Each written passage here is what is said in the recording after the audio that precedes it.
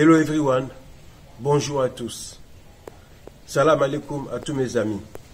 Aujourd'hui, notre sujet du jour, c'est le CNSP, le Conseil national pour la sauvegarde de la patrie au Niger, maître du jeu. J'avais vraiment cru à une guerre au Niger et à une véritable explosion de l'Afrique.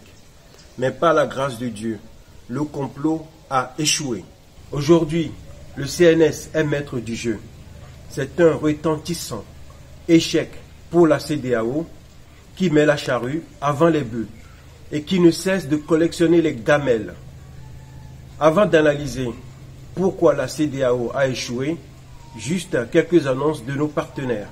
Nous vous proposons une villa meublée à louer, 3 chambres, salon, WC, douche, le salon doté de climatisation, cuisine interne. Tout cela à Adido Gomé, à 150 mètres du goudron, au niveau de la pharmacie Adido Gomé. Le loyer est de 400 000 francs CFA le mois. Il faut une caution de 50 000 francs, remboursable en fin de séjour. Possibilité de faire des nuitées à 25 000 francs la nuitée. Ici, nous vous proposons une maison inachevée sur un demi-lot pour un montant de 12 900 000 francs CFA à débattre. Ici, vous avez un terrain clôturé à Akpémé sur un lot et demi proposé à 14 millions de francs CFA. Je vous ai négocié une superbe remise. Appelez-moi pour en savoir plus. Enfin, je vous propose un terrain de 400 mètres carrés à Djassémé pour un prix de 6 900 000 francs CFA à débattre. N'hésitez pas à contacter Agissement Imotogo au 70 68 30 30. Toute intervention de la CEDEAO aurait été illégale car la CEDEAO n'aurait jamais eu l'aval de l'ONU car la Chine et la Russie auraient mis leur veto. La France a poussé la CEDEAO à la faute. Contrairement à la Libye qu'on a agressée sans l'aval de l'ONU et toute l'Afrique en spectatrice. Cette fois-ci, le Mali et le Burkina, forts du soutien de la Russie, ont fait un communiqué conjoint qu'ils veulent rentrer en guerre contre la CEDEAO. Cela a changé toute la donne. L'Algérie, pour sa part, a interdit le survol de son territoire par les avions de l'OTAN. Numéro 001 du Burkina Faso et de la République du Mali. Les gouvernements de transition du Burkina Faso et du Mali ont appris par voie de presse les conclusions des sommets extraordinaires de la Communauté économique des États de l'Afrique de l'Ouest CEDEAO et de l'Union économique et monétaire ouest-africaine UEMOA tenus le 30 juillet 2023 à Abuja sur la situation politique au Niger. Les gouvernements de transition du Burkina Faso et du Mali 1. Expriment leur solidarité fraternelle et celle des peuples burkinabais et maliens au peuple frère du Niger qui a décidé en toute responsabilité de prendre son destin en main et d'assumer devant l'histoire la plénitude de sa souveraineté. 2. Dénonce la persistance de ces organisations régionales à prendre des sanctions aggravant la souffrance des populations et mettant en péril l'esprit de panafricanisme. 3. Refuse d'appliquer ces sanctions illégales, illégitimes et inhumaines contre le peuple et les autorités nigériennes. 4. Avertissent que toute intervention militaire contre le Niger s'assimilerait à une déclaration de guerre contre le Burkina Faso et le Mali. Préviennent en 5 que toute intervention militaire contre le Niger entraînerait un retrait du Burkina Faso et du Mali de la CEDEAO ainsi que l'adoption de mesures de légitime défense en soutien aux forces armées et au peuple du Niger. 6. Mettent en garde contre les conséquences désastreuses d'une intervention militaire au Niger qui pourrait déstabiliser l'ensemble de la région comme l'a été l'intervention unilatérale de l'OTAN en Libye qui a été à l'origine de l'expansion du terrorisme au Sahel et en Afrique de l'Ouest. Les gouvernements de transition du Burkina Faso et du Mali sont profondément indignés et surpris par le déséquilibre observé entre, d'une part, la célérité et l'attitude aventurière de certains responsables politiques d'Afrique de l'Ouest désireux d'utiliser la force armée pour établir un ordre constitutionnel dans un pays souverain et d'autre part, l'inaction, l'indifférence et la complicité passive de ces organisations et de ces responsables politiques à aider les États et les peuples victimes de terrorisme depuis une décennie et abandonnés à leur sort. En tout état de cause, les gouvernements de transition du Burkina Faso et du Mali invitent les forces vives à se tenir prêtes et mobilisées en vue de prêter main forte au peuple nigérien en ces heures sombres du panafricanisme. Que Dieu bénisse l'Afrique et préserve les Africains. Fait à Ouagadougou et à Bamako le 31 juillet 2023.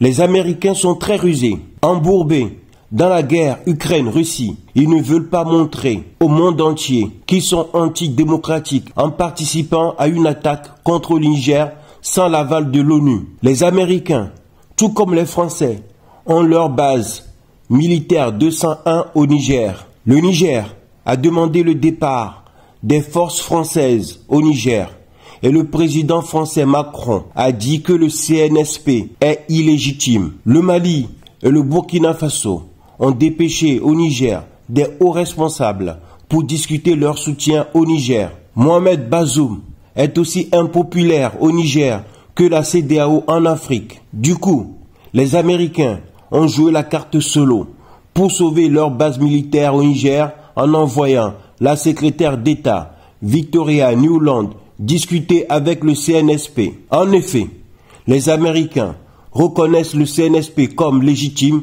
contrairement aux Français. Totalement différent de ce qui s'est passé en Libye.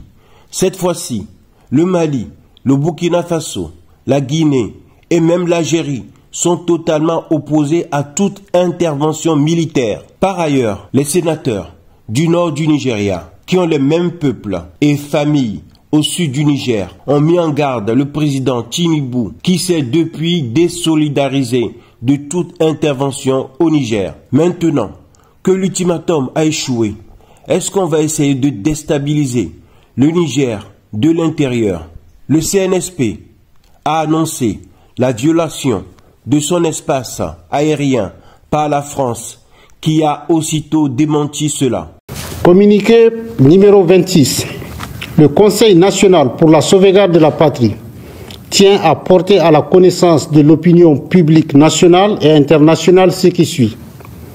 En dépit du communiqué numéro 25 en date du 9 août 2023, dans lequel le Conseil dénonçait les manœuvres illégales, suspectes et dangereuses des forces françaises consistant à couper sciemment tout moyen de contact pour échapper aux services nigériens de surveillance et de contrôle lors des survols de notre territoire durant des heures. Nous observons une fois de plus le fait suivant. Le mercredi 9 août 2023 à 22h30, un avion militaire de type A400M a cherché à atterrir à Arlit, sans plan de vol préétabli, en coupant une fois encore tous les moyens de communication et de suivi. Le CNSP, le gouvernement de transition et les forces de défense et de sécurité fustigent ce manque de transparence et cette duplicité qui consiste à détourner une demande d'autorisation de survol accordée par les autorités nigériennes pour poser des actes attentatoires à la sécurité de notre pays. La répétition de ces actes et la persistance de ce comportement inacceptable prouvent à suffisance que les forces françaises ne respectent aucune règle et qu'elles ont plutôt un agenda caché. En tout état de cause, les forces de défense et de sécurité et le peuple nigérien sont mobilisés et déterminés à faire échec à toute entreprise de déstabilisation.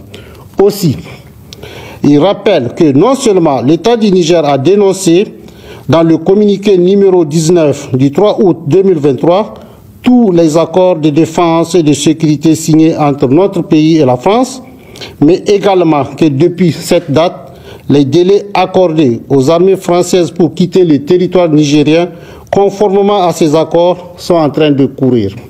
Le CNSP qui a le soutien relatif de la population, est légitimé, puis a formé son gouvernement de transition, nommé un Premier ministre et le retour de Bazoum au pouvoir n'est plus la priorité. Le sommet extraordinaire de la CEDEAO ce jeudi 10 août 2023 fait un grand revirement en priorisant le dialogue avec le CNSP au pouvoir au Niger. La CEDEAO n'est pas indépendante, impuissante, pris au piège, a mis la charrue avant les bœufs et a totalement échoué, totalement divisé. Sans le soutien des USA, l'intervention militaire de la CEDEAO est derrière nous. Franchement, qui peut vraiment encore prendre au sérieux la CEDEAO? Seuls les pays comme la Côte d'Ivoire et le Sénégal jouent encore les va-t-en-guerre. Mais que peuvent-ils seuls sans les USA et le Nigeria? Nous avons demandé que le président Bazoum soit libéré immédiatement et sans condition. Troisièmement, nous avons demandé que le président Bazoum soit réinstallé dans ses fonctions de président du Niger afin de s'occuper de la gestion de son pays comme celle-ci lui a été confiée par le peuple nigérien.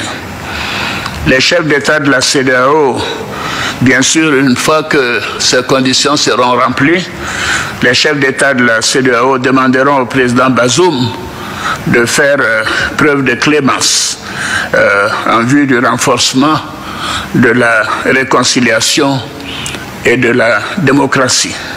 Nous avons réaffirmé aussi que les putschistes seront tenus pour responsables pour tout ce qui pourrait arriver au président Bazoum, à son épouse, aux membres de sa famille et à toutes les personnes détenues avec lui.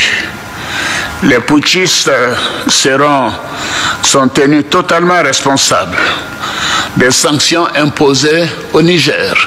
C'est un point qui a été relevé par tous les chefs d'État. S'il n'y avait pas eu de tentative de coup d'État, il n'y aurait pas eu de sanctions sur le peuple nigérien, frère. Et nous tenons à le souligner. La Côte d'Ivoire a des relations fortes et spéciales avec le Niger depuis le temps d'Ameni Diori et de Houphouët-Boigny. Et nous souffrons de voir le peuple frère du Niger soumis à des sanctions. Fermeture de banques, commerce interrompu, diminution de fourniture d'électricité, mais nous tenons à dire que cela est la faute des putschistes. S'il n'y avait pas eu de tentative de coup d'État, cela ne serait pas arrivé. Je tiens à le souligner. Alors donc je demande personnellement, et les chefs d'État l'ont dit, nous demandons aux putschistes de mettre fin à la souffrance des Nigériens. Ça fait plus d'une semaine que ce pauvre peuple n'a pas d'électricité dans la plupart des régions. La nourriture commence par manquer. La famine pourrait s'installer dans le pays. Les gens ne peuvent retirer que 10 000 francs par jour et encore, ainsi de suite. Il faut mettre fin aux souffrances des Nigériens. Alors, la CEDEAO, vous savez, a fait sa part. Elle a dépêché plusieurs émissaires, dont le président Abdou Salam Aboubakar et le sultan de Sokoto, Saad Aboubakar. Mais ils n'ont pas été reçus par le chef de la junte et les putschistes. Cela est contraire à nos traditions africaines et constitue un manque de respect pour ces hautes personnalités, pour le Nigeria et pour toute la CEDEAO. Ce n'est pas acceptable. La CEDEAO, en fonction de toutes les informations que nous avons obtenues, de constat de manque de volonté de la part des putschistes de rendre le pouvoir au président démocratiquement élu, la CEDEAO, les chefs d'État ont décidé d'activer la force en attente et de déployer cette force pour rétablir l'ordre constitutionnel au Niger.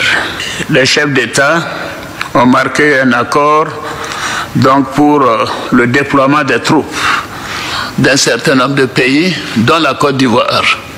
La Côte d'Ivoire fournira un bataillon et a pris toutes les dispositions financières pour l'opération.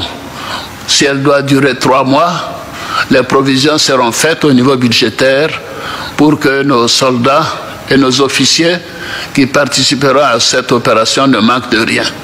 Donc la Côte d'Ivoire est prête et je viens de donner instruction au chef d'état-major général des armées de commencer la mobilisation de ces troupes pour leur participation à cette opération de la CEDEAO.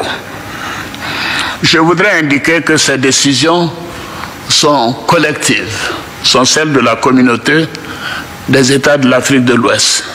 Ce ne sont pas des décisions qu'il faut attribuer à un État, que ce soit le Nigeria ou la Côte d'Ivoire ou le Bénin. Ces 3 pays déjà ont indiqué leur capacité de participer à cette opération. D'autres pays le feront bientôt.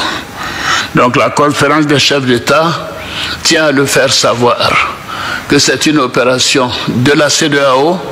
Ce n'est pas une opération des Nigérians contre les Nigériens ou des Béninois contre les Nigériens, puisque ces 2 pays sont des pays voisins du Niger. Bien évidemment, ce n'est pas une opération ivoirienne contre nos frères nigériens. Mais nous sommes déterminés à réinstaller le président Bazoum dans ses fonctions de président démocratiquement élu de la République du Niger. Nous appliquons ainsi les textes et les protocoles de notre communauté. Alors notre objectif, comme vous le constatez, est la paix et la stabilité dans notre sous-région. Et surtout, le bien-être de nos populations et le développement de nos pays. Depuis que des putschs sont arrivés dans la sous-région, on peut constater qu'aucun des pays où il y a eu un putsch n'a amélioré sa situation économique ou sa situation sécuritaire. Donc les coups d'État ne sont pas la solution. Et nous tenons à le faire savoir.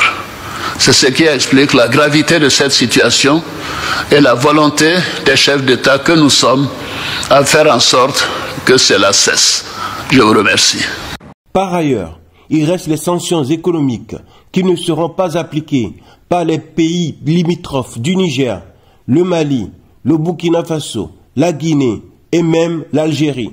Avec le drame sans nom du Soudan, les Maghrébins ne veulent plus que les Noirs viennent les envahir, d'où l'opposition sans faille de l'Algérie, partageant une longue frontière avec le Niger, a fait savoir à Anthony Blinken à Washington qu'elle est totalement opposée à une intervention militaire. Après l'opposition du Parlement du Nigeria, le président Tinubu du Nigeria privilégie le déploiement de son gazoduc via le Niger et l'Algérie pour gagner de l'argent. Il ne faut jamais négliger les intérêts économiques des pays. Maintenant, va-t-on vers une vraie indépendance du Niger? Est-ce la fin de l'absurdité au Niger? Posséder de l'uranium en abondance, mais ne pas avoir de l'électricité pour son peuple et être dans le noir? Le G5 Sahel est définitivement mort, car les forces panafricanistes vont s'aligner et vont sûrement faire une force militaire unie entre le Burkina, le Mali et le Niger. Peut-être allons-nous vers le retrait de l'armée française au Niger? Affaire à suivre. Merci de nous avoir suivis. Likez et partagez. Abonnez-vous pour ne louper aucune de nos vidéos. Merci et à bientôt.